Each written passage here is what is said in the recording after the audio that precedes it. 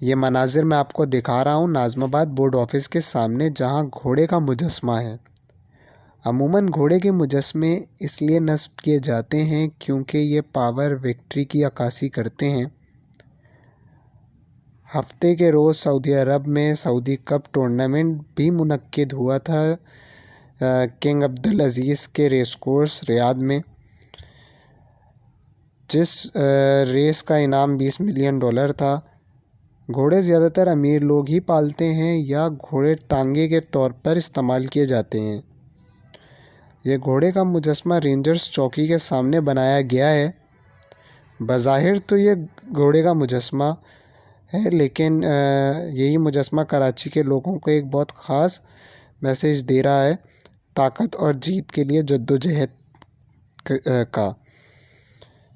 जदीद दौर में घोड़े बहुत कम नज़र आते हैं।